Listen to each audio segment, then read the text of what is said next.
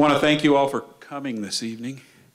My name is Rick Weaver. I'm the publisher of the Interlake, and I would like to welcome you all to this debate. I would also like to thank Jane from Flathead Valley and her staff who have done just a tremendous job with this event.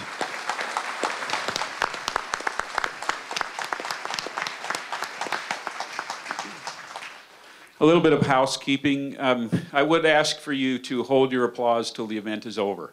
We're here to listen to these three fine gentlemen, and we want to hear what they have to say. So let's wait, give them a great round of applause when the event's over. So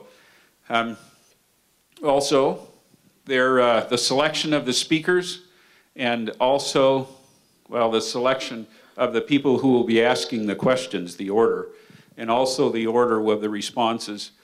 We did a random drawing at the Interlake with the financial folks, and that's how we came up with this order. So, with that, I think we're about ready to go. I know that there's been a question of pictures, and would it be okay if you took pictures? What I'm going to probably do is if it gets too distracting for the candidates with flash, I'm probably going to ask you to stop. So, but if we do it without distracting them, you're okay. All right, we all on the same page? With that, I'd like to open with a 2-minute opening remarks. In the order will be Congressman Rehberg, Mr. Cox, and Senator Tester. You have 2 minutes each. We have a timekeeper right out front. Please wave your hand, John and Hillary. So John's manning the stopwatch. Hillary will hold up a sign to give you a warning when you're getting close to the end. So again, 2-minute opening remarks, starting with Congressman Rehberg, then Mr. Cox, then Senator Tester. Good evening, and thank you very much for this opportunity to stand before you and talk to the people of the Flathead Valley and, of course, Montanans. I'd like to thank the Interlake and the university as well for this opportunity. Tonight you're going to hear a little bit about competing visions and competing records. And people ask me the question, Denny, why did you run for the United States Senate when you were in the House and you're on a committee, appropriations committee? And I look at them and say, well, what would you do? If you thought the country was heading off in the wrong direction, under the leadership of Barack Obama and Harry Reid and the Senate as it exists, if you saw that government was intruding in our lives more than ever before, if you knew that you had a senator that voted with the president, Barack Obama, 95% of the time, on issues like the Obamacare, which was supposed to be health care reform, but it didn't reform health care. It just added more people to a failing system. If you saw that the government solution was to try and buy our way into prosperity by spending money, a borrowed $1 trillion on a failed stimulus that didn't create real jobs. If you knew that rather than having a comprehensive energy policy, we had an environmental policy coming out, that in fact, as a result of actions in both the House and the Senate on votes having to do with the EPA, our senator sided with unelected bureaucrats at EPA. He was warned, and unfortunately, the Corette plant in Billings is going to shut down. And why does that matter to people in Kalispell? Well, it's going to cost 35 jobs in Billings, but it's going to cost $10 million statewide annually in lost revenue. Money that's sent to Helena to be equalized and sent to places like Kalispell and Columbia Falls and such. And so there's an impact there as well. If you knew you had a Senate that was actually heading off in the wrong direction, what would you do? And so we're going to have an opportunity to talk tonight about the real issues, I hope, about real reform and real economic development and a real future for Montana. And I wanted to give Montanans the opportunity to have a contrast of philosophies and a choice in November of a differing avenue or path.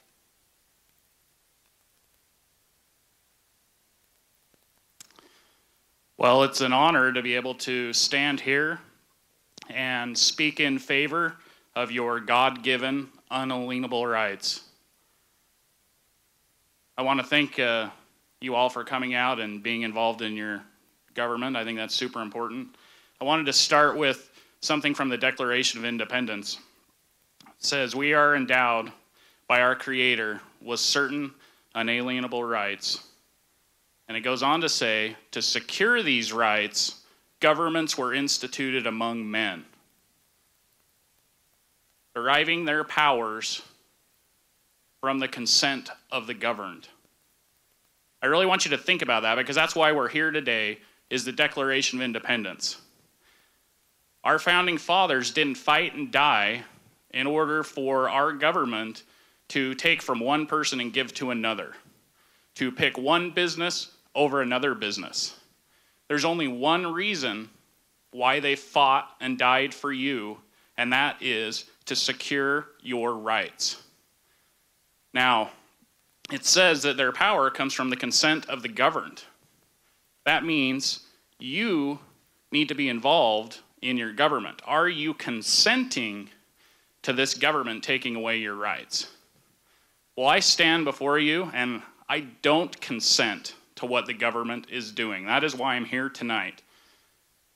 Now, if you have no rights, you're essentially slaves. Harriet Tubman had a very unique phrase, and she said, "I freed thousands of slaves, and I could have freed thousands more if they would have only known that they were slaves." I urge you, do not let either of the gentlemen before you back into office, because they've both shown that they are not for your unalienable rights. Thank you. I want to say, first of all, thanks to Flathead Valley Community College and to the Daily Interlake and the Flathead Beacon. Frank and Kellen, thank you very, very much. Thank all of you for being here, the folks that are watching on the streaming. It's good to have you here. I've got to introduce a few folks tonight that are here, special folks to me. First of all, my wife, Charla, who's been my rock for 35 years. Thanks for being here, hon. And my two, I will emphasize, older brothers. My oldest brother, Dave, sorry about that, Dave, who's here with his wife, Rebecca, their daughter, Kelly, and my brother, Bob, with his wife, Lois. Thank you all for being here. You know, I've lived a very blessed life. I've gotten to farm the land at my grandfather's homestead. I've got to watch my grandparents, but more often my parents helped build a community. And they did that by working together. They built the farm by working with their neighbors. And they built the town of Big Sandy, just like many small towns across this state, just like all small towns across this state, by working with their neighbors. And that's a lesson that we could learn in Washington, D.C. I've tried to use that model in my policy making. One of the bills that I've worked very, very hard on is a bill called the Forest Job and Recreation Act that would help this area in a big, big way. It's a bill that took loggers and recreationalists and conservationists and environmentalists, and they all got in the same room together and decided that nobody was winning in our forests. And it was time to really compromise and move forward with a policy for our federal forests that was made here in Montana. And they worked on this solution to really manage our forests in a way that makes sense for everybody here and create jobs in the process. Working together is a Montana value. We've got a lot of work to do in Washington, D.C., and I will tell you that none of it will get done unless we work together. We've got to responsibly cut the debt and the deficit. We've got to protect Social Security and Medicare for generations and generations to come. We have to ensure that women have the right to make their own health care decisions. These are just a few of the jobs that have to be done in Washington, D.C., and it needs to be done by us working together. Thank you, gentlemen. Over at the far table, the senator introduced Frank Mealy and Kellen Brown. Frank and Kellen will be answering the questions this evening. And again, we did a random drawing as to who would start. The first question will be asked by Mr. Mealy. Gentlemen, I'd like to keep your responses to 90 seconds. And the order is Senator Tester, Mr. Cox, and Congressman Rehberg. Thank you. Excuse me.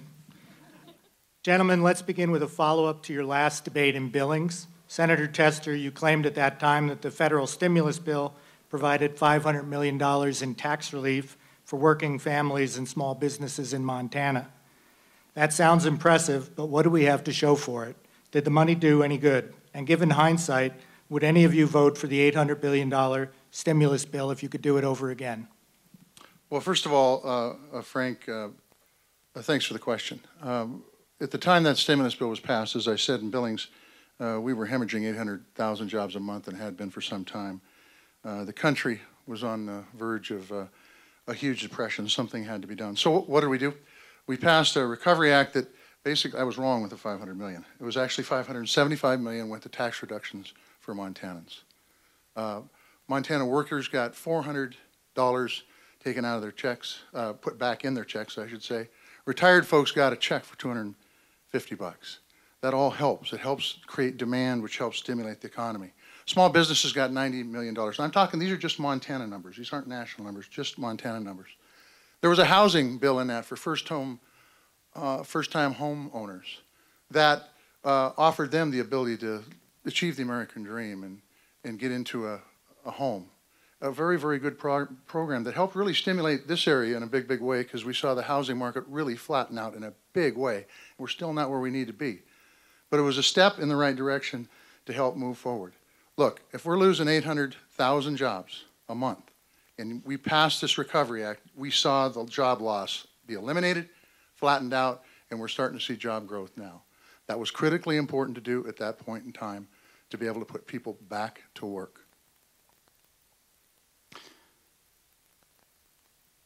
Well, you heard mention that it stimulated jobs and to put money back in the pockets of people.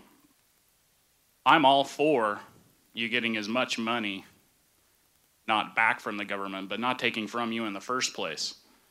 It's interesting that, we're talking here about housing being sponsored. We just had a housing bubble that just popped, and now we're dumping more money back into it. I think one of the things you have to realize is the government cannot give you something that it didn't steal from somebody else first. I don't think the founding fathers could have ever even dreamed at the taxation level that the American people would be under. Most Americans are over 50% by the time you add up all the different taxation. And I think that it's not government's role to be taking money from you and giving to you because it's supposedly going to stimulate jobs. The government doesn't create jobs. Entrepreneurs create jobs. Demand of services and products creates jobs. You cannot steal from Peter to pay Paul, although you'll probably always get the support of Paul when you're doing that. So I would like to have a fair government, a safe government, and that's where the government doesn't steal from anybody to give to somebody else or pick favorites. That was President Obama and Senator Tester's big jobs bill. I didn't vote for it then, and I wouldn't vote for it again. Why? Because we knew it wasn't going to stimulate the economy. You don't buy your way into prosperity. You don't borrow $1 trillion against the future and hope that you can spend it and somehow create an asset. Even the Wall Street Journal said 12 cents on the dollar went to something that was stimulative. The other 88 cents on the dollar went to pure spending. Now, when Jana and I had to make a decision on the ranch that we needed a new stock trailer, I had to convince her, myself, and the bank that it was a good investment to spend $15,000. And if I didn't anticipate that I was going to make $15,000 in one or 500 or 1,000, it's an expense, not an asset. And that's what that 88 cents on the dollar was. And it's easy to talk about the $500 million that was put in people's pockets, but it didn't create an economy. It didn't create an asset. It didn't give you an opportunity to build on top. We had wanted to suspend payroll taxes on employers and employees. Rather than at 12 cents on the dollar, that money would have gone to Kalispell florists and chiropractors and engineers and I don't know what. Because I don't think government should be picking and choosing winners and losers. Government should be creating an environment of liberating Main Street so we have the opportunity of building a better economy. You don't do it by pure spending, which their jobs stimulus bill was. And that's why I always use the word failed stimulus. Pretty good adjective because it failed. Where are the jobs? Gentlemen would like to give you each a 1-minute rebuttal. The order will be the same. Senator Tester, Mr. Koch, and Congressman Rehberg. If you want to look at the Kalispell bypass, portion of that that's done was done by that failed stimulus package. The people that went to work on that bypass did that work because of money that came out of the stimulus package. If you want to look at the Going the Sun Road, much of the work that's been done on the Going the Sun Road came out of the stimulus bill. If you want to look at the community health center that's downtown Kalispell, done by the stimulus bill. If you want to look at the revamp of the fire department downtown Kalispell, done by the stimulus bill. And if that's a failed stimulus, putting people to work to build infrastructure that allows small businesses to succeed, and every one of them will allow small businesses to succeed, then I wonder what the definition of success is. And then if you combine that with the fact that these were tax reductions to the tune of $575 million for Montana alone, and it also helped fund firefighters, policemen, and teachers to keep them on the job. It was something that we did in a time when we were losing 800,000 jobs that needed to be done because we couldn't sit back and do nothing. Well, it's interesting, the debate on this. Rehberg didn't vote for it, but he did vote to raise the debt ceiling. Now, the interesting thing about that is, of course, you can vote against this bill or that bill, but at the end of the day, well, both gentlemen have voted to raise the debt ceiling a ton of times. What you're basically saying is, I'm enabling this spending that I didn't vote for. So, either way, it's two sides of the same coin. One guy's voting for it, the other guy's voting to allow it. Let's raise the debt ceiling, let's put in more debt. What do we go over, $16 trillion? Are we really better off because of this stimulus? I would say no. The only way we're gonna get back to being a prosperous country is to go back to the vision of the founding fathers. And that's where the federal government stays out of your life and out of your pocket.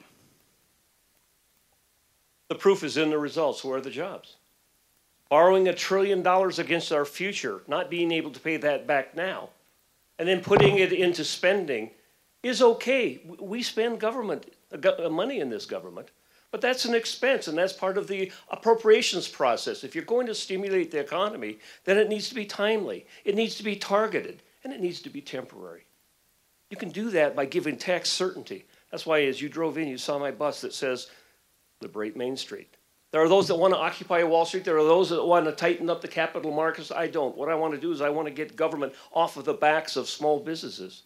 And you do that through tax certainty, removing the impediments of the regulations that are being put upon them.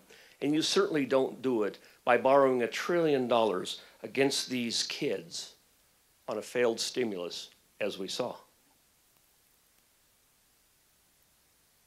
Second question this evening will be asked by Kellen Brown of the Flathead Beacon. Gentlemen, you'll have 90 seconds for your response, and the order is Mr. Cox, Congressman Rehberg, and Senator Tester. Yes, thank you. Mr. Cox, federal land is a huge part of Montana's outdoor heritage. Your website says Montana needs to take back full control of its land. Is this really feasible? Do any of you believe that more federal land should be sold for private ownership? Please discuss your ideas for stewardship of those federal lands, including your opinions on Senator Tester's Forest Jobs and Recreation Act and Congressman Rehberg's Resolution 1505, the National Security and Federal Lands Protection Act. Thank you. Well, the first thing we need to remember is that in the Constitution, it doesn't talk in there where the federal government gets to own or manage all of these huge tracts of land. And in the county that I'm in, Ravalli County, it's something like 72% of the county is owned by the government. That's a huge percentage. Now, I would argue that the first thing we need to do is we need to get the federal government to give the land back to the state. The state of Montana, you people are the ones who know best what we should be doing with the land, not the federal government. We don't need Washington, D.C. dropping off wolves and grizzly bears and whatever else they feel. They're dropping those off on federal lands. As far as the Wilderness Act, honestly, I haven't read it, but it does increase the wilderness, which would increase the area that's going to be controlled by the federal government. So that would go in opposite of what my vision would be for Montanans, which would be Montanans having control of their land, not a bunch of bureaucrats in Washington. As far as the 1505, well, that is, as far as I'm concerned, a police state bill. It seems to give more power to Homeland Security. You're talking 100 miles from Canada down all the way across the state. You know, I don't know about you, but I really doubt Al-Qaeda is trying to come in over the peaks of Glacier. And there's, you know, it's just a ridiculous bill, and it should have never been voted for or passed. Not one single acre is added to the federal government by 1505. Make no mistake. There's legislation or there's an amendment that I put in place that said it will not affect recreation, hunting, or fishing. Ironically, it's the exact same bill that Senator Tester voted for in the Senate without those protections. But let's talk about Forest Jobs and Recreation Bill for a minute. Isn't it ironic as well that he doesn't put the word wilderness in the bill? And that's the only thing that's guaranteed in that legislation is 600,000 acres of more wilderness. There is no guarantee of the jobs, none at all. But there is a guarantee of 600,000 more acres of wilderness. And that's one of the reasons, again, I'm running, is two different visions. I don't believe the people of Montana want to lock up more property at this time before they try and address the management of our forests. One of the reasons you see the fires is because we don't actively manage our dead and dying trees. And what we need to do is we need to come up with policies that clearly understand that we can environmentally sensitively manage our forests for the betterment of the community. We can create the jobs, and at the same time, we can clean out those dead and dying trees. We can have a safer wildlife, safer environment, and we can protect our wildlife and our watersheds. So we need a management, but what we need is balanced management. And I wish that he wasn't trying to fool the public into believing this is a Forest Jobs and Recreation Bill, because really, all it does is guarantee more wilderness. That's what it is. Be honest with the people of Montana and label it correctly, the Wilderness Forest Jobs and Recreation Bill. What the Forest Jobs and Recreation Bill, as long as we're visiting about it, does is it allows the Forest Service to do their job, to manage our forests and not spend all their money on fighting fires. And how did it happen? It mandates to put loggers to work with chainsaws and truckers to work hauling those logs and give those mills a dependable supply. Now, the congressman will talk about the fact that we aren't managing our forests, and he's right. We haven't managed them right for 30 years, and that's why the folks got together in the same room and put aside their differences and worked from common ground and worked it out. Because they knew what had been going on for the last 30 years in our forest has not been working. And he might claim that there's all wilderness and no jobs in here, but he also claimed that when I delisted wolves, that had never work either, that it'd go to court and they'd be back on the endangered species list. Well, guess what? We delisted wolves, and we've got a hunting season that's starting soon, very soon, this week, I believe. And that delisting happened without the support of the congressman. As far as the sportsman bill, as far as F-1505 goes, what it does is gives the Department of Homeland Security carte blanche authority over every other federal agency within 100 that have actions within 100 miles of that border. If you give an agency that kind of authority, I guarantee you they will abuse it. That's a given. We've seen it before with Real ID. We've seen it with Patriot Act, two bills that the congressman has supported. This is in that same vein. 1505 takes power away from our agencies and the people and gives it to one person in the Department of Homeland Security. Thank you, gentlemen. We'll move to the rebuttal round. You have 1 minute each. The order is the same. Mr. Cox, Congressman Rehberg, and Senator Tester. Well, this is still just always comes back to what should the federal government be doing versus the state. Now, we just heard a great dialogue here about how it hasn't worked for 30 years to have the federal government managing our forests. And now we want to turn around and give them more ability to manage it, give them bigger wilderness areas. Why are we always hiring the people that created the problem to fix it? The federal government is the problem. We need local control. It should always be local control. I mean, this is a little off subject, but now the United Nations is wanting to tax everybody in the world and control all land in the world. We need to get everything back down to where it's going to be at your local county or city or state. We need to get all this stuff out of the hands of the federal government. You know, this is what people don't like about the government. Politicians say one thing and do another. Senator Tester voted for exactly the same concept of 1505 in the Senate without the protections of hunting, fishing, and recreation. All we're doing is giving the federal agencies the same opportunity on federal properties that they currently have on state and local and deeded properties. That's all it does. Management of our forests, nothing changes in this forest and recreation bill except wilderness is created. Please understand when I tell you that is the only guarantee. He has not changed the appeals process one bit. Not at all. So all you're going to get is more wilderness. You're not going to get the jobs that are anticipated or promised unless the environmental organizations promise not to sue. But what kind of a court would accept that? If they're not following the law, then they should have the opportunity to sue. You're not changing the appeals process, so you're being fooled into believing something that is not true. That's a whopper, and I hope you don't fall for it, because the only thing that guaranteed in that bill is 600,000 acres of more wilderness. It was the same argument that was used on delisting wolves by the congressman. Said it'll never work. They'll go to court, they'll challenge it, and you're going to lose. Wolves will be back on the list. Guess what? It didn't happen. And it's the same thing on this bill. And the proof is in the people who oppose it. The extremes on the far left and the far right.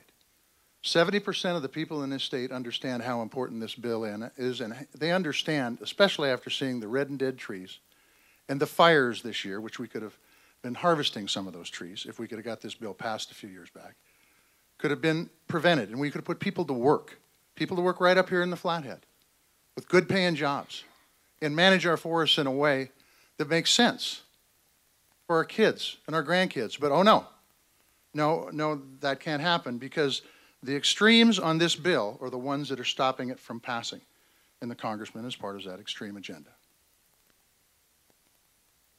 Thank you, gentlemen. The third question will be from Frank Mealy. We would like your responses on this question to be held to 1 minute each. The order is Congressman Rehberg, Senator Tester, and Mr. Cox. You have a question about the response time, Congressman? No. Okay, good. We're good. All right. So 1 minute each on the response. So, Mr. Mealy? Senator Tester and Representative Rehberg, one of you apparently favors the estate tax or the death tax, take your pick. But the problem is, from listening to your ads, I can't tell which one of you it is. You both stand accused of supporting the estate tax in each other's ads. To all three candidates, please tell us plainly, are you for or against the estate tax and its impact on small farms and small businesses? Make no mistake, I'm the candidate that wants zero death tax. Jan and I, as a result of a family estate in 1974 and 1976, my family had to sell a third of our ranch, our homes, the corrals, and the barns just to pay the estate tax. It took Jan and I our entire working career in ranching trying to rebuild. We had to build corrals and new water lines, and we didn't even have a house on the place. No family ought to have to go through that. And that's why I have done everything I can to eliminate the death tax. It is not a tax that should be visiting a family when a loved one passes. If you try and enrich yourself with inheritance, you're going to pay an income tax. You're going to pay a capital gains tax. Why does the government feel compelled to have a death tax? And so when I vote against something, I'm voting against a 25% rate, a 35%, 55% rate, because I believe the death tax, based upon our own experiences and not wanting it to happen to any other family, any other small business in Montana, the death tax ought to be zeroed out. Plain and simple, that's my position, no death tax. Next. Sorry. Okay. I want to be clear. All farms and ranches and small businesses domiciled here, I'd like to see exempt from the inheritance tax, and that's why I support a $5 million exemption per person, $10 million per couple. That will exempt many, if not all, of the small businesses and farms in this state, and that's without doing any planning whatsoever. Look, Charlotte and I inherited the farm from our folks. My dad passed away in 2004, my mom passed away in 2009, with a far less exemption than that. And they worked hard, and they started planning. We paid not one penny in inheritance tax because they planned for the future.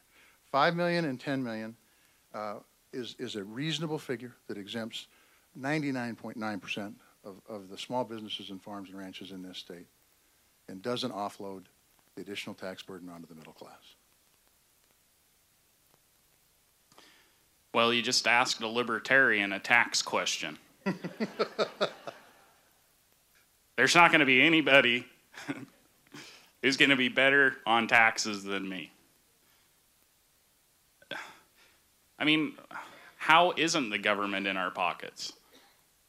You're alive, they tax you. You go to the gas station, they tax you. You die, they tax you. I mean, what's enough? And I get these arguments, it's, poor versus rich or whatever, but the deal with America is we're the only form of government that allows for 3 classes of people. And you have the opportunity to be in the upper class, the middle class, and in communism, you only have the elite class and everybody else, the slaves. So I think we need to get rid of the estate tax. We need to keep that money in the pockets of the people. And I would just vote no estate tax whatsoever. Gentlemen, you have 30 seconds for your rebuttal. I apologize for the confusion on the order. It is Congressman Rehberg, Senator Tester, and Mr. Cox. Thank you. Frank, I think you heard the answer to your question. Which of the candidates supports elimination of the death tax? There's only one man sitting up here between the two of us, Senator Tester and myself, that believes in the elimination, the zeroing out of the death tax. Our tax policy is in deep trouble in this country. This continuation of temporary tax relief that expires on dates like December 31 is given the uncertainty to people and small business of what their tax bite is going to be next year. That's why you hear the fear and the concern of the fiscal cliff. Give us some certainty. That's why I want to see these taxes, the rest of the taxes, lowered permanently. Start out this conversation in my opening statement talking about the fact that we need to work together to provide that certainty. The Congressman and I do agree on that, and Dan probably agrees with us too. We need certainty in this country. And it is correct that the exemption for the inheritance tax has flown up and down, and that's a travesty because you can't plan for it if it flies up and down. If it's made permanent and indexed, which is what I support, and I'm talking about the exemption made permanent and indexed, it can provide that kind of certainty we need to move forward and still address the issues we have around our deficit and debt. Well, I guess my only rebuttal to what I've heard in the rebuttals is that Congressman Rehberg is only one of two on the stage. I'm right here. There are three of us in the race.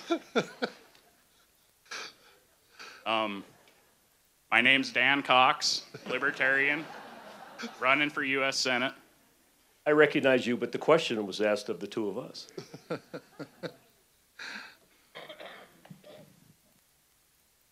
All right, gentlemen, thank you. We're going to do something a little bit different on this next one. This is a candidate's choice, and Mr. Cox, you were drawn first, so you have the opportunity to ask a question of either of the other two candidates, and you have 30 seconds for the question and 1 minute for the response. Well, the Constitution of the United States is the law of the land. We take our oath to uphold, protect, and defend the Constitution of the United States. So help us God. It's your only requirement for running and accepting office. So, Congressman Rehberg, my question to you is, for someone who doesn't uphold their oath of office, what should the penalty be? Should it be a felony? Should they be thrown out of office? What should it be? Well, I do uphold the oath of office. One of the more proud moments I had was standing with my left hand on the Bible and right hand in the air and swearing an allegiance to the Constitution. And that is what guides me every day, is how can I best serve the people of Montana while understanding the constitutional requirements, especially states' rights, of giving states the opportunity to control their own destiny, of recognizing that you can't vote for two anti-gun Supreme Court justices like Sotomayor and Justice Kagan, who are going to vote against the individual right to keep and bear arms. I couldn't do that. I would have voted against both of those nominations, the confirmation, because I think that that does, in fact, and would have violated my constitutional principle of standing up for Second Amendment rights. I take that responsibility very seriously, and I stand before you a proud supporter of the Montana and the U.S. Constitution. Thank you. The fourth question will be asked by Kellen Brown. Gentlemen, you have 90 seconds for your answer, and the order is Senator Tester, Mr. Cox, and Congressman Rehberg. Yes, Senator Tester, you sponsored legislation to delay capping swipe fees banks could charge retailers when a customer uses a debit card as part of the Dodd-Frank financial reform law.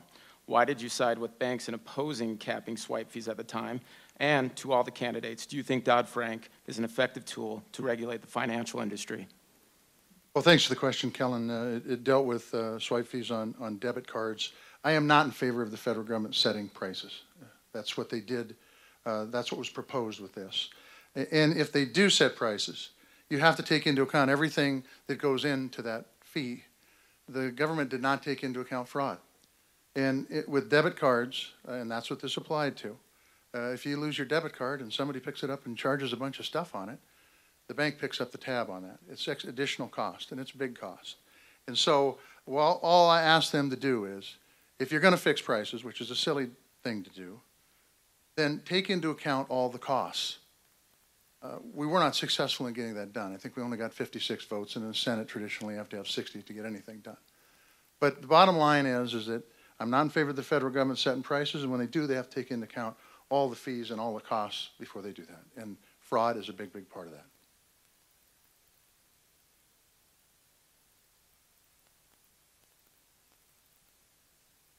Okay, on the swipe fees, first of all, the government should never be involved in price fixing of any kind in any private business. Senator Tester just made a statement that the banks pick up the tab on the fraud. Well, I can tell you, as a small business owner who's done a lot of merchant transactions, the banks are not. When there is fraud claim, the merchant service sends the merchant, which would be myself, a form, and if I can't prove that it's a legitimate transaction, it comes out of my paycheck. It does not come from the banks. The banks, the way the contracts are set up, all of it's put on the small businessman. So, still, swipe fees, government shouldn't be involved. Senator Tester's legislation was to fix a problem he created. Dodd-Frank has seized up our markets. It was to go after the 5 banks too big to fail. Go down and talk to your local banker here in Kalispell, Montana, and ask them, was it a mistake? Do you even know what kind of regulations are coming down upon you right now? There's no way that they know, and the irony of it is, when he talks about the fact that he's never voted for a bank bailout, yes, he did.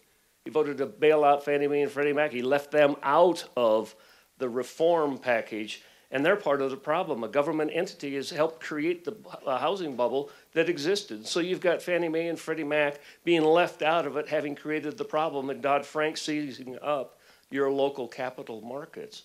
While at the same time, he's introducing legislation to try and undo something that was done in Dodd-Frank.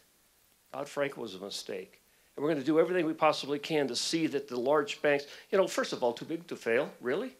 I'm a rancher. Jan and I, we made bad decisions sometimes. I always said I wasn't going to make the same mistake twice in ranching. Unfortunately, there's a lot of first mistakes to make, and I did. But I never looked to the government to bail me out. And why do we feel like there's entities out there where we ought to take taxpayer dollars to bail out people that make bad decisions? That kind of concept I don't understand. And so we've got a lot of work to do with Dodd-Frank. We're going to have to try and fix it. I didn't support the bailout of Wall Street, and I never would. Bottom line is that Dodd-Frank was set up to put more cops on the beat to make sure that the bad actors on Wall Street didn't do it again. Hank Paulson said on the cusp of the meltdown, when he came in and said, we're about to melt down economically, there are no regulators on Wall Street. Dodd-Frank puts those regulators back on Wall Street. You want to talk about Fannie Mae and Freddie Mac, the backstop for a 30-year note in our housing industry. Interestingly enough, before it failed, the congressman voted for, probably sponsored a bill that allowed for no interest, no down loans that would be backstopped by Fannie Mae and Freddie Mac. And then he's got the gall to come out here tonight and say, gosh, Fannie Mae and Freddie Mac failed, and the dream of a 30-year note goes out the window when he was a big problem with that to begin with. Fannie Mae and Freddie Mac, for those folks that are in the financial industry, understand that it's critically important if we're going to have a housing industry at all. And Fannie Mae and Freddie Mac is now Wall Street. It's more similar to a government-sponsored entity like a post office. Well, we hear over and over that Rehberg's a problem and Tester's a problem. I'm going to agree with both of them. We've got to get control of this banking system, period. I mean, you got to realize that the people who are in power, they love these housing bubbles because if you listen to what Thomas Jefferson said, he said, if you ever allow private banks to control the issuance of your currency, first by inflation, then by deflation, they'll deprive you of all property and leave you homeless on the continent your fathers conquered. So they love dumping money into the housing getting your contracts up really high. Then they cut the currency out of the system, which causes the deflation, which means your dollar can't pay for the contract anymore, and then they take your property. So expect more housing crisis. We've already heard it a couple times tonight. Again, don't believe me. Talk to your local banker. Go down and ask them what Dodd-Frank is doing for them or to them. More regulations out of Washington, D.C. in an attempt to get at Wall Street, and unfortunately, it has an effect on Main Street. And if you listen, if you go out and you have town hall meetings, open meetings, where you just hand a mic to people and say, what's the biggest problem that's facing America today? In many cases, they'll say, we go down to the bank, we can't borrow money. I can't get a loan to buy a home. Because the federal government now has auditors that come in and say, you're giving too many questionable loans, and so we're going to ratchet it down. We're going to oversee you. In an attempt to get at the banks too large to fail, there has been the unintended consequence of it ratcheting down the opportunity for individuals here in the Flathead and small businesses throughout Montana to go out and borrow money to expand, build a better economy, a real economy, not a fake economy that was tried to be created by a failed stimulus. The next question will be asked by Frank Mealy. Gentlemen, you have 1 minute for your response, and the order of the response would be Mr. Cox, Congressman Rehberg, and Senator Tester. Montana is known as the treasure state, and part of that treasure is coal and oil. How specifically do you intend to represent the state's interests in getting those resources out of the ground? And in this regard, do you consider the EPA an enemy of Montana's interests or a helpful partner? Well, the first thing you got to realize is that I'm a true believer that Montana should go after its natural resources in order to propel its economy. Of course, as a libertarian, there's only a couple of rules to that. You can't damage anybody's life, liberty, or property in going after those things. Now, the EPA, is it a good thing or a bad thing? I think generally they've overregulated and overstepped their bounds. If I'm correct on this, I'm pretty sure that it was a Republican who put the EPA in effect, Richard Nixon. So what we need to do is we need to get government out of the way unless one of these coal producers or somebody else is going to damage somebody's life, liberty, or property. With Senator Tester's support, the EPA is shutting a business down in Billings, Montana. When the companies came to him, when the Montana Chamber came to him, when the Farm Bureau came to him and said, please don't vote to continue those regulations because it might shutter a plant in Billings, Montana and around the nation, he voted with the EPA. He voted with the Obama administration. What is going to happen? 35 lost jobs, $10 million out of the Billings and Yellowstone County economy. You know, that's enough to power 100,000 households. That means like shutting down all of Flathead County. Think of the power that that could create at an affordable rate for a group like CFAC right here. Wouldn't that be great to be able to open that and have the high-paying jobs that come along with that? And so you're either going to side with the EPA and shut down coal-fired plants against the best wishes and the best knowledge that coal is a great part of our economy in Montana, and oil and gas. We have the highest concentration of undeveloped coal in the country. You don't do things like vote with the EPA to shut down a plant in Billings. Coal, oil, natural gas, all of our renewable energy resources are critically important to this state. For the congressman to say that the Corette plant will be closed 3 years from now because of regulation of the EPA today, when that regulation's been on the book for 20 years, and PP&L made $1.5 billion last year. They would have to spend a small percentage of that to keep Corette open, but no, PP&L's more interested in outsourcing your jobs, similar policy what the congressman has advocated in his tenure in Congress. Outsource those jobs to other countries, we'll make that investment there, and the hell with Montana. This is all a product of deregulation, which PPL supported and which the congressman supported back in the 90s. And quite frankly, the EPA makes its rules, and some of them are bad, and some of them aren't so bad. The ones that are bad, we need to get off the books, and the ones that are workable, we need to work with. Gentlemen, you have 30 seconds for a rebuttal. The order is the same. Mr. Cox, Congressman Reberg, and Senator Tester. Well, once again, this is another argument about federal government, EPA. Who knows best how to manage these resources, the federal government or Montana? I mean, if you take a look at the Montana state constitution, it says in there that everybody has a right to a clean and healthful environment. Maybe we should turn this a little bit more over to the state and get the federal government out of it. They've never been able to manage it properly, and you shouldn't expect them to now. Senator had an opportunity to vote no. He was asked to vote no. The company said directly, you vote yes, we're probably going to have to shut this plant down. Cap and trade, he voted for cap and trade. What is that? That's nothing more than energy taxes because it'll make you pay more for your energy. It's going to cost jobs. It's part of Montana's economy. Cap and trade is a bad idea. So was shutting down the Corette plant. Because, you know, on average, that could end up costing you 25% more in your utility costs alone, just here in Montana. PP&L was in my office, Congressman. And in April of last year, they said they could deal with the utility MAC rule. They said what they asked me to work on was the problems they had with coal ash and haze, and we have been doing that, and we will continue to do that.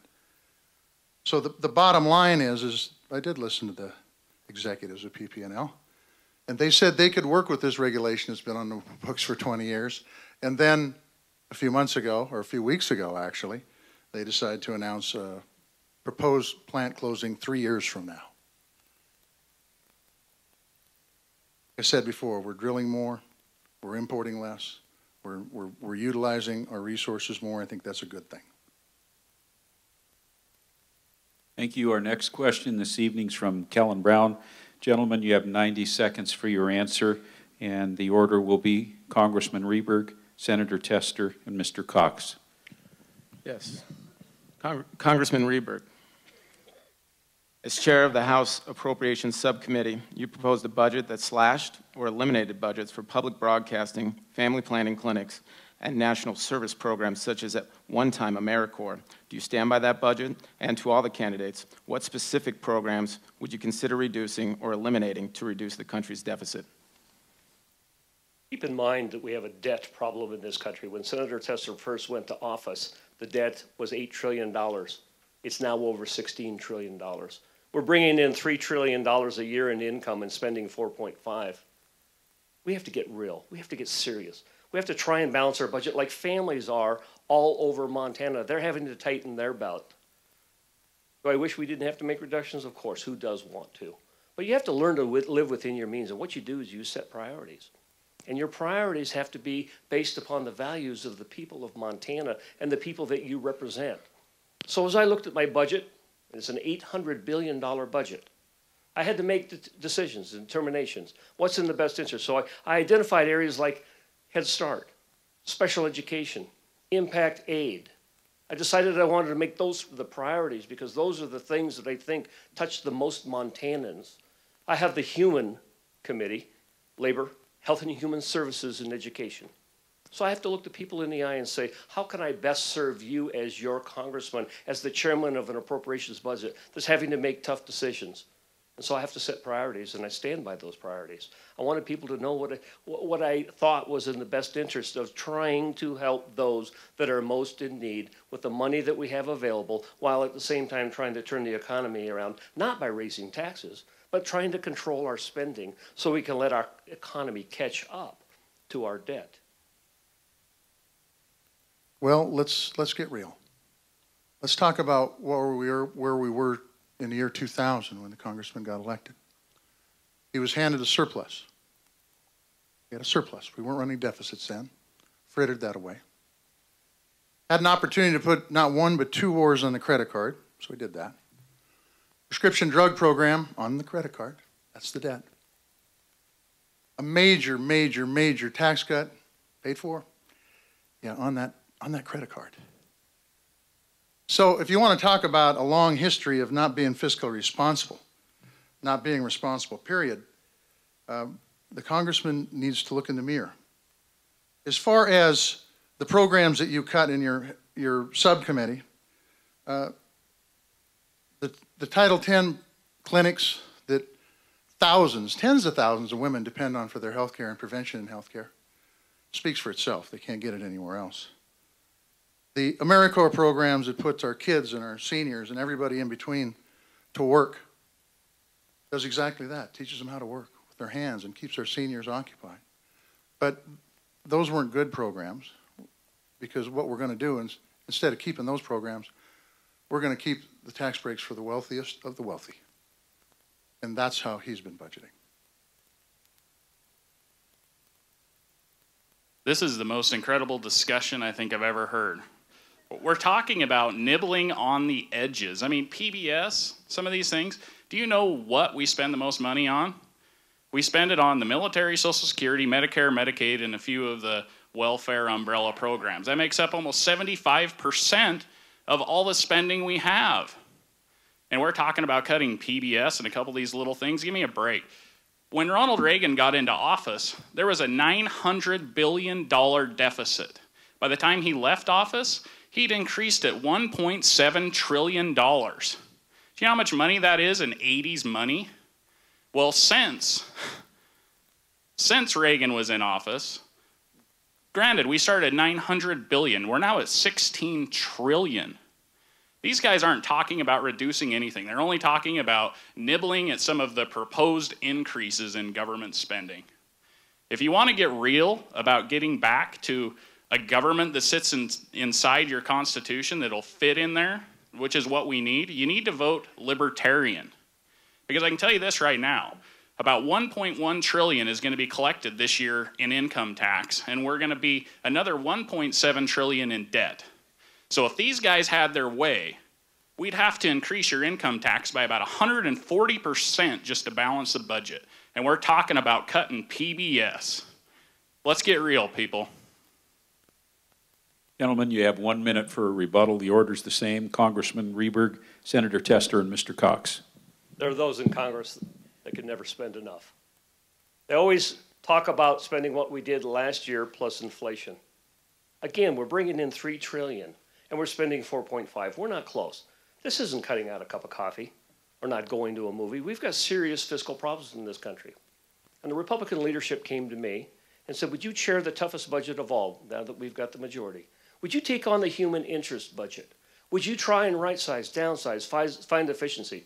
You know, in Pell alone, I sat down with junior colleges and for-profits and public colleges, and we made a determination that if we worked together, we could find savings just in that program alone. In 2007, the cost was $20 billion. This year, if we hadn't made changes, it would have been $43.5 billion.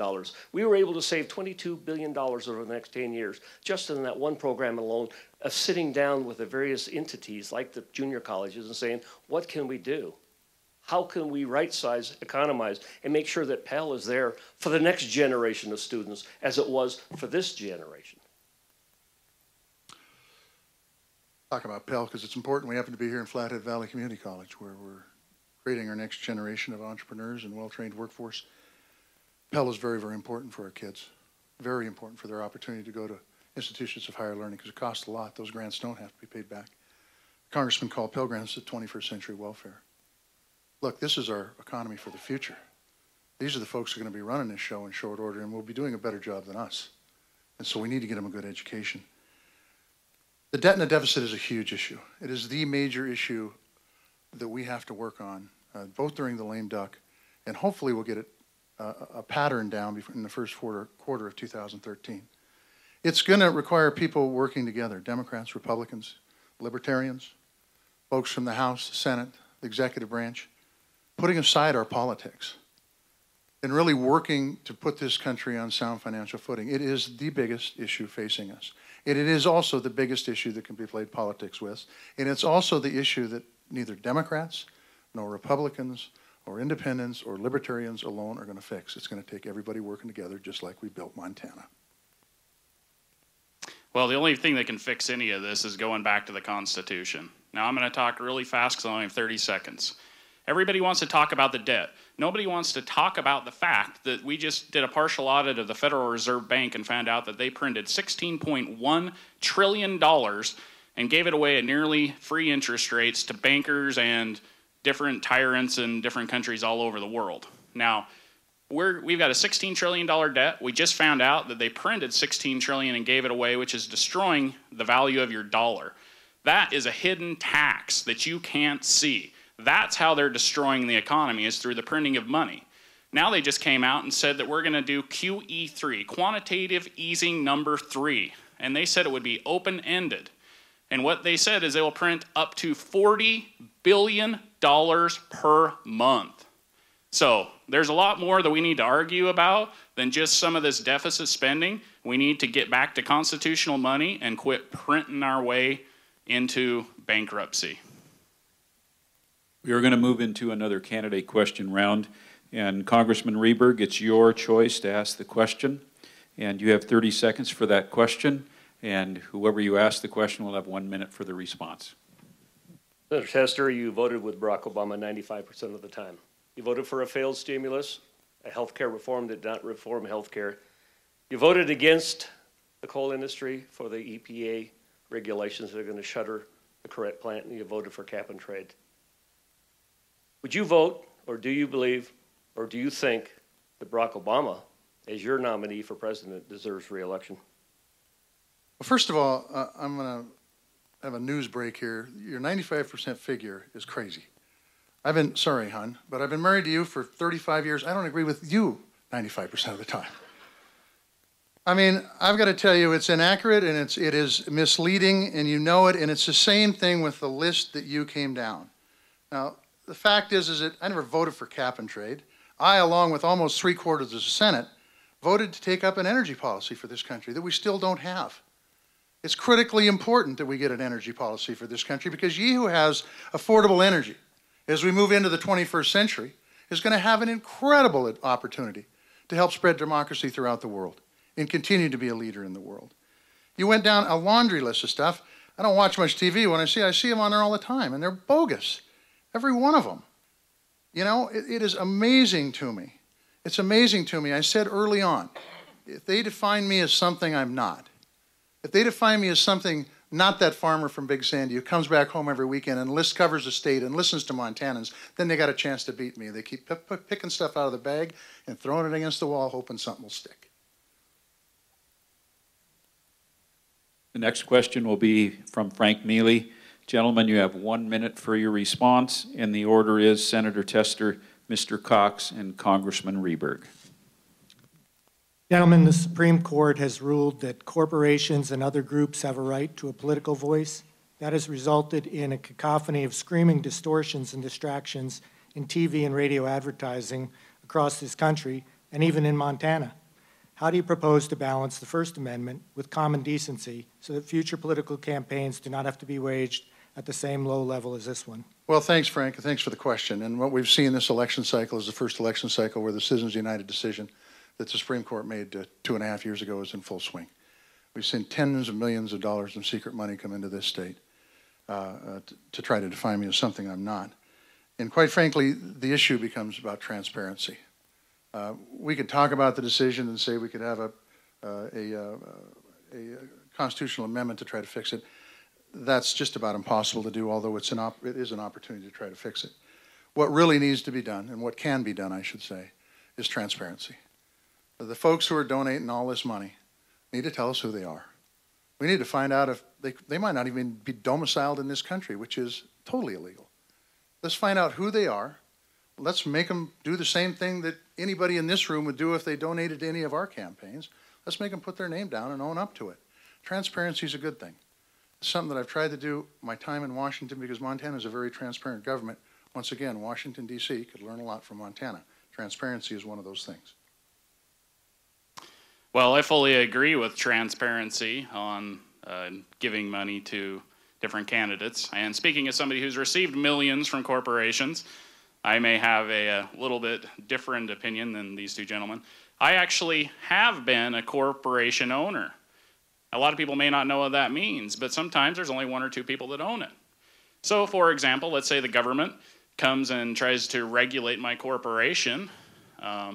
That could be a serious problem. They might be able to take tens of millions of dollars away from me and then turn around and tell me that I can only give $2,500 to Gary Johnson or Ron Paul in order to defend my rights as a corporation owner. The corporation is a contract of individuals who all have individual rights. They have the ability to protect their property, and they should be able to fund protecting their property. It's just that simple.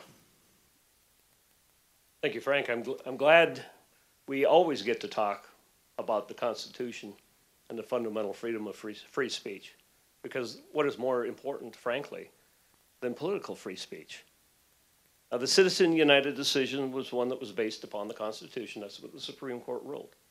And from day one, every time I've had an opportunity in the United States Congress to vote on any kind of campaign reform, I've always said, what I stand for is 100% transparency from dollar one, not 199. We're not going to exempt the NRA or labor unions or corporations. Everybody must be disclosed from dollar one. And you know what? Kind of neat. We now have the internet. And you could disclose it within a 24-hour period during the election. Then you ultimately, the voter, could make a determination. If you didn't like who we received our contributions from, then vote against us. If it's okay, vote for us or vote for somebody else or think about it. 100% transparency within 24 hours on the internet. You have 30 seconds each for a rebuttal. Senator Tester. Yeah, thank you. The problem is that Citizens United does not require any sort of transparency, so we don't know who these corporations are. We don't even know if they're from this country. Look, if you think a corporation is a person, if you really think a corporation is a person, then the Citizens United decision would be okay with you. And they would probably endorse you, Citizens United, like they did my opponent, Congressman Rehberg. But the fact is a corporation is not a person. It's different than me. My wife and I have a corporation too, and it's different than us. People are people. Corporations are entities. Well, I think we just got to go back down the list of the constitutionality of all this. If corporations aren't people, then let's take away their right to a fair trial. Hey, let's just take their property. We don't need a judge or a jury. They're not people. Let's just go raid the till. The Constitution is for justice. And if you own a corporation, you have the right to protect that property that the corporation makes legally. I think Montanans want everybody to be treated the same. We don't necessarily need to define what a corporation is or what a union is or what an organization is, as everybody feels like everybody is going to be included in any of the control or regulation. And my plan does that. Again, no special treatment for anyone. 100% transparency from dollar one. Then you don't have to get into defining what is what and who is who. I think that's what Montana voters want, and I think that's what the Constitution can support. Next question will be asked by Frank Mealy. Gentlemen, you have 90 seconds for your response, and the order is Mr. Cox, Congressman Rehberg, and Senator Tester. Congressional action and inaction has resulted in January 1st, 2013 being labeled Tax-mageddon, as the largest tax increases in history are about to take effect. In addition, because of the failed debt reduction negotiations, Congress has put in place sequestration rules that will force $1.2 trillion in automatic budget cuts on January 2nd, the following day. What is the effect on the economy and the country going to be from this 1-2 punch, and what will you do to protect Americans from it? Well, I think the first thing that we need to talk about is what are we going to do if we don't cut? Think about that for just a second. If America truly becomes bankrupt, what does that mean for each and every individual in America? I can't think of a country in the entire world that's gone bankrupt and out of the ashes has risen this free, prosperous people that have rights. You know what comes in its place? Tyranny, communism, fascism. What we need to do is we need to take a really hard look at where we're at. We're going to be another 1.5, 1.7 trillion upside down again this year. Do I think we need cuts? Absolutely. Is it possible that it's going to hurt? I think so, because there's a lot of taking from one individual and giving to another. And what we need in America is what we are founded on, which is where every Montanan grabs their bootstraps and they get up in the morning and they go out and they fend for themselves. The beauty of that is when you're independent of government, you're free. When you're dependent on government, you're a slave. And what we need to do as a country is work to get as many people independent of government as possible. So I think the cuts would be great, and I think they should quit raising the debt ceiling. First course of action in the new United States Congress, beginning next year when I'm in the Senate, will be to repeal Obamacare. That solves $1.7 trillion of the problem over the course of the next 10 years right there. Secondly, I would immediately make permanent the tax relief of 2001 and 2003. As I talk to small businesses and individuals, they want to know what their taxes are going to be. As it is right now with the death tax, it goes back to $1 million and a 55% rate. If we eliminate the death tax, if we make the other tax relief permanent, you know, when we repeal Obamacare, we get $517 billion back into Medicare that was taken out to help set up a new entitlement. That was not the right thing to do. I want you to keep in mind that I voted against the super committee because I never thought it was going to work in the first place. Hired 12 people to go behind closed doors to make decisions about the country. I thought Congress was a super committee. There's 435 of us. That's pretty super. We should be making those decisions. We can make those decisions. And so what I have promised is the first piece of action would be to repeal Obamacare so we can get back to doing what we really need to do and reform health care. And we can come to grips with our fiscal problems. And that saves $1.7 trillion. And by then making the tax relief permanent, it will give certainty to small business to begin building that economy that we know is just ready to bust loose. If people know what the rules are going to be and what their taxes are going to be, what their cost of doing business is going to be, they're ready. Let's get government out of the way. Well, I would just say that if you got a pre-existing condition, too bad, because you're not going to be able to get insurance because there won't be that piece of legislation to hold insurance companies accountable.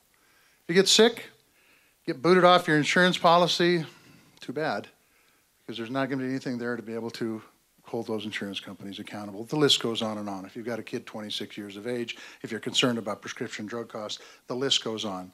But the question was about the deficit and debt. And I talked about it a little bit earlier in this debate.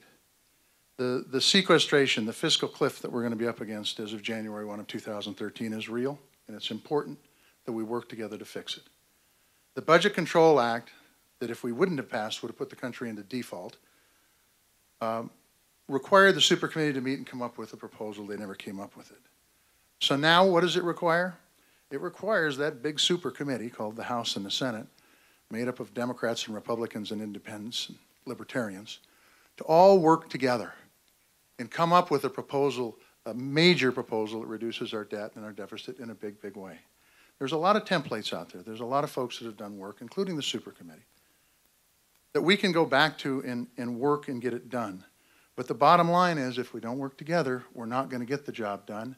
And that's job one in the lame duck and in the new Congress. And I look forward to working on this problem because it's a problem that we can solve, but it requires us working together like Montanans. 1 minute each for the rebuttal. Mr. Cox. Well, it is interesting that this question turned into a debate about Obamacare. I think that's fantastic. I'm going to address that a little bit. Congressman Rehberg just said that we're going to save all kinds of money if we repeal Obamacare. The only problem is the slogan of the Republicans right now is repeal and replace Obamacare. Now, if you're one of those individuals in this room who does not want Obamacare, why would you want to replace it with Republican care? You know, I saw an article just the other day where Mitt Romney came out and said he's going to keep huge portions of Obamacare, or that he would. Who is the father of Romney Care? I mean, come on. This is just the left and right paradigm once again. You know, one person says they want it, the other one says they're going to repeal it. At the end of the day, you're going to get something in between that was either, you know, proposed by Republicans or some bipartisan committee. Once again, they're just nibbling on the edges. This is not going to happen if you vote for these men. First course of action is to repeal Obamacare and put that $517 billion back into Medicare, where it should not have been taken from the first place. But do you realize within the president's health care reform, there's 2 new entitlements that don't exist today? They don't go into place until 2014. What are they? The expansion of Medicaid, nobody's on it, and the insurance premium subsidy, nobody's on it. You know what the price tag for that is? $1.4 trillion. And we haven't even been hit with that bill yet. So they're not necessarily telling you the truth. You know, there are things, the goodies that they gave up front. And there are ideas and ways that we can address the uninsured and the high risk. We can do that. We've done that. We had a high risk pool. We had the very same thing in Helena already, and the president's health care reform destroyed that and started all over again.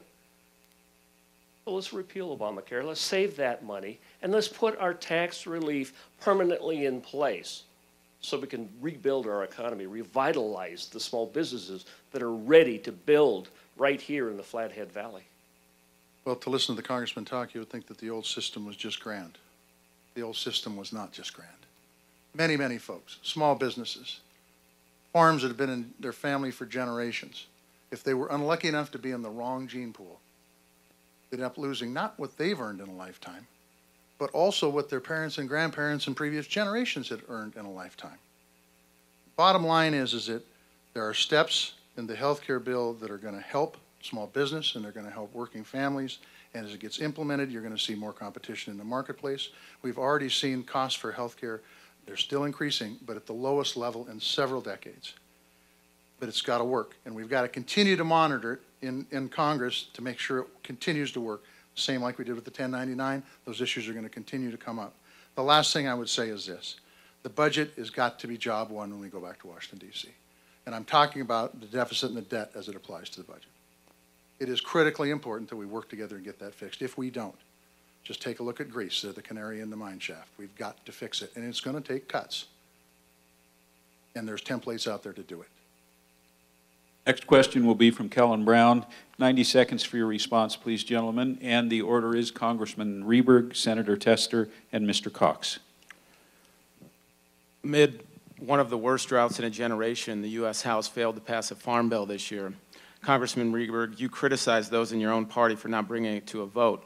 What programs within the farm bill do each of you think should be cut or consolidated in order to ensure passage? Or do you think the bill needs to be fully funded, and why? I did criticize my leadership. I wrote letters, I met with them. I even signed what's called a discharge petition, which tries to blast it out of the committee, because I think it's irresponsible not to have, again, placed some certainty into the hands of our agricultural producers all throughout America, but especially in Montana. We need to do that, and that's one of the areas that I think we probably all agree, that we need to provide the income security, the safety net. The problem is, part of the farm bill is 20% is production agriculture, the other 80% is not. And so that is where the argument is. However, we can move beyond that argument, and I honestly believe we can come together, working together. This is one of the areas where John and I totally agree, that we need a farm bill. We need a 5-year farm bill, and I think the House of Representatives should pass a bill in the period of time between the election and the beginning of the year so we can begin pounding out the differences between the two bills. And I think we can come to a commonality. We can come to an agreement. But in the meantime, the House of Representatives passed a bill to deal with the immediate emergency, and the livestock producers came to us because of drought and fire, and they said, would you please pass a mitigation effort? While you're arguing about the 5-year farm bill, what about us right now? And we passed it in the House, and it's been held up in the Senate, and they're playing politics with it in an attempt to win their way on their bill. Move beyond the partisan politics in the Senate, show some leadership, and pass that livestock mitigation bill that is sitting in the Senate. We can do that in a lame duck session, and we can address the immediate problem. We ought to have passed the farm bill before we left on vacation 2 weeks ago. And the congressman should have kept the House in order to get that done. It is one of the most important jobs Congress has to do. Why? Because it deals with food security for this country, and it deals with a safety net for our people in production agriculture, those people that are family farms and ranches. The bill that was passed out of the Senate way back in June saved $23 billion. It saved $23 billion, and it provided that safety net and that food security. The House should have taken it up. The farm state House members should have held them there until they passed it. It was a good bill. It dealt with the drought. It dealt with the fire. It dealt with the disasters that the ranchers and farmers all across this country, but Montana's no exception, had to deal with over the past year. But instead, you want to talk about certainty. Instead of having that 5-year certainty of that Senate bill, what we have is a stopgap measure to take care of the drought and the fire disaster that costs the taxpayers money. It doesn't save the $23 billion because you don't get that savings in passing the entire farm bill, but in fact costs the taxpayers money.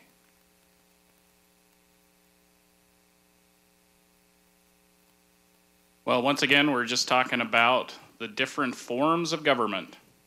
I'm going to give you a few definitions so that we can figure out what form of government we're talking about here in the Farm Bill. If you have a communist government, they believe in abolishing all property and having the state own all of it. In a fascist government, they believe that you may have some title to your property, but generally the government's going to decide who the winners and losers are. In a free market, capitalist, laissez-faire society, what would happen is those businesses that had the products and services that the consumers wanted would survive and continue on. Now, obviously, we do all need food. But I guess my question is, why is the government always dipping their hands in these things? How come they're always taking from this business owner to give to this business owner, taking from one individual to give to another individual? The government needs to get out of the business of picking winners and losers. That's not what they're supposed to do. Our government is supposed to do one job, and that is to secure your individual rights that were given to you by your Creator. Again, there's probably nobody more disappointed than I that I couldn't get the leadership to listen to us farm state representatives, because we honestly believe it's in the best interest to have a stable, certain farm bill in place. But in the meantime, we did pass, in fact, livestock disaster mitigation and emergency bill that could have been acted on, but for partisan reasons, they held it up in the Senate, and they did not allow us the opportunity to help the farmers and ranchers that had drought and fire damage to their livestock. And so I'll do everything I possibly can to continue to work during the period between the election and the beginning of the new year to try and get them to move that farm bill forward so it's in place. Now, keep in mind, the farm bill is fully funded through the next harvest. It was the next harvest. So it's already been paid for up until Montana's next harvest. But I don't get any comfort in that amount of time. We must stay diligent in trying to pass a farm bill for the betterment of our agricultural producers so they have that certainty. The drought and disaster programs are non-existent right now because that farm bill wasn't passed. And if you take a look at it from the Senate perspective, you had a chance to get a 5-year farm bill that saves $23 billion, or you got a chance to have a stopgap bill that costs the taxpayers money. It makes no sense whatsoever, if you want to talk about certainty and you want to talk about fiscal discipline, to not pass the Senate Farm Bill, because it does everything we need to do in this country. And since agriculture is the #1 industry in the state of Montana, it's pretty darn important you have people that go to bat to get things done and not just give them lip service.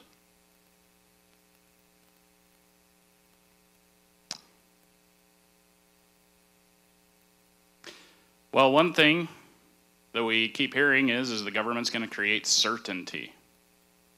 That's interesting. The only certainty the government's going to create for you is more debt, more inflation, and a poor economy unless they get out of the way. And it is very interesting that we're still not talking about inflation. $16.1 trillion spent, $40 billion a month more to be printed. We don't have the money to be picking between one business or another. That is not what our government's for. We'll be moving into another candidate question round, and it's 30 seconds for the question, 1 minute for the response. Senator Tester. Yeah, thank you. This question is for Congressman Rehberg. Congressman, over the past year, you've tried to eliminate the Title X program 3 times. This program serves 26 clinics across Montana. One of them is here with the Community Health Center right here in Kalispell. It serves tens of thousands of women You have been criticized for claiming that Title X is a duplicative program when in fact it is not. Many women would flat not be covered for preventative services or be able to get their health care taken care of. If women can't use Medicare or go to Title X, where are they supposed to go for their health care if you have your way? I do take my job seriously in the Health and Human Services Appropriations Subcommittee. And what we tried to do is we tried to find areas where there was either duplication or the government had expanded beyond what it was intended to grow to. You know, Obamacare is nothing more than a government run or government getting itself between a doctor and the patient or a doctor and the hospital. And we made a determination that family planning services and such were covered for the poor under Medicaid. We have Medicare. We have Social Security. We want to preserve and protect. And you don't take $716 billion out of Medicare and hope to preserve and protect. You don't take money out of various programs that are working just fine, like the high-risk pool up in Helena, and destroy it with a new program. You don't create new entitlements that don't exist when you already are having financial problems that exist already. And so we looked government-wide and we made a determination that Medicaid had expanded to the point where it could take care of those that are most in need. And we don't want to do anything that's going to harm the health care of an individual by getting between a doctor and their hospital or a doctor and their patient. Okay, we're going to go into the closing statements. You have 2 minutes each, gentlemen, and just to let you know, the order that you will be responding was through a random drawing of the folks, financial folks at the Interlake Business Office. So, first up, Mr. Cox, then Senator Tester, and then Congressman Rehberg. Well, thank you for giving me this opportunity. It's been an honor to fight for liberty. Hopefully, you feel I've been straightforward with the questions that have been asked me. I don't know if you noticed earlier, but I did ask Congressman Rehberg what the penalty should be if someone didn't uphold their oath of office, and he totally ignored what that should be. You know, we've tried it all different ways. We've had Republican presidents, we've had Democrat presidents, we've had Republican in control of the Congress, we've had Democrats in control of Congress, we've had it split, and we've had every way in between. All it's gotten us so far is debt, inflation, and war. Now, I totally disagree that these gentlemen have upheld their oath of office. And without singling either of them out, I'd like you to look up and see who voted for the National Defense Authorization Act, which allows the president to detain you without trial, and also breaks posse comitatus because he uses the military to do so. Look and see who's voted for the Patriot Act. Look who's voted for the Real ID Act, papers please. Look and see who's voted for the big prescription D plan. Look who's voted for Obamacare. Look who's voted for the stimulus. Look who's voted for the banker bailouts. Look who hasn't gone after the Federal Reserve Bank for printing money outside of their congressional authority, because Congress is the one who's supposed to coin money. I think you just need to look at these things and say, have these gentlemen upheld their oath of office? Well, one thing I can promise you is I will, to the best of my ability. And I hope you'll support me, because supporting me is supporting liberty. Thank you. Well, I want to thank the Interlake and the Beacon for holding this debate. I want to thank Congressman Rehberg and Dan Cox for being here today. It has been an interesting debate, and I want to thank all of you for being here. It's been interesting because there's a clear difference between the congressman and myself and Dan Cox. The fact is that if you take a look at the record of accomplishment that I have done over the last 6 years, and the congressman's case, his case over the last 12 years, and talk about fiscal responsibility, the man who started out with a surplus and ended up putting 2 wars in a prescription drug plan on the credit card, along with the a tax policy that inflated our debt. If you look at the person who wants to make sure that people with pre-existing conditions or people who get sick and get thrown out the policy, folks like Lisa Jones, quite frankly, who went to a Title X clinic right here in Kalispell and is here tonight because of that Title X clinic, a clinic that Congressman Rehberg wanted to put out of business. If you want to talk about infrastructure, in 1960, the town of Kalispell talked about putting a bypass around this town to help the downtown community become more successful. We finally got it done, or started on that road in the last 3 years. Look, this campaign and this election is about responsible decision-making. You can take a look at the responsible decision-making. You can take a look at who's got your priorities in mind versus his own priorities in mind. You can take a look at the guy who protects tax breaks for millionaires, but doesn't protect folks like Lisa Jones. Ask for your vote on November 6th. Thank you. We do have two paths. One is a government solution and a government path, and the other is mine. Senator Tester talks about effectiveness. Yes, he was very effective in supporting the president as the 60th vote for Obamacare. We would not have it if it hadn't been for his 60th vote. He was very effective in voting for a failed stimulus, very effective in voting against the coal companies in Billings, Montana, shutting the Corette plant down, costing us $10 million out of our economy. He was very effective in supporting 2 justices for the Supreme Court that are anti-Second Amendment rights. That's effectiveness. That's a government solution. And when asked why I run for office, as I travel around the 56 counties and they say, what's the difference? Why are you doing what you're doing? I'm saying, as the government grows bigger, we lose our freedoms. We lose our opportunity. And I look at the next generation and I say, do you think, when I have my town hall meetings, you're better off than your parents and grandparents? And everybody puts their hand up and say, yeah, we are. And when I ask the second question, do you think your children are going to have the same opportunity, are going to be better off than you? And they say no. And usually they say because the government is growing so large. They're making decisions that don't make sense, that we want to have an opportunity to prosper and grow like you did, Dad, like you did, Grandpa. Why can't I? What is with the EPA? Or what is with the Dodd-Frank? And why are these regulations coming down? Why can't I borrow money for my business? Why can't I afford a home? Usually the answer is the government is getting in the way. They want to get between you and your doctor. They want to make a decision. Just ask the folks up in Lincoln County how easy it is to live under 11.9% unemployment because they can't do what they need to do to get into the forests and work because of the appeals.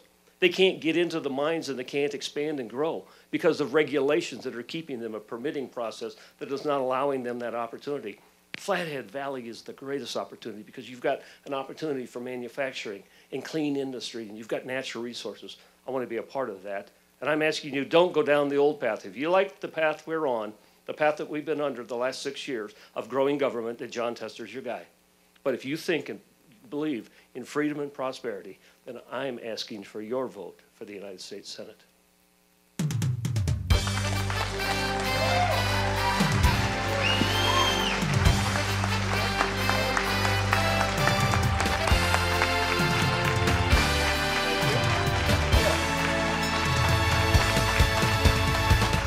Thank you all for coming. Thank you to the candidates. Thank you to Kellen and the Flathead Beacon and our other media partners. And please have a safe drive home. But thank you very much.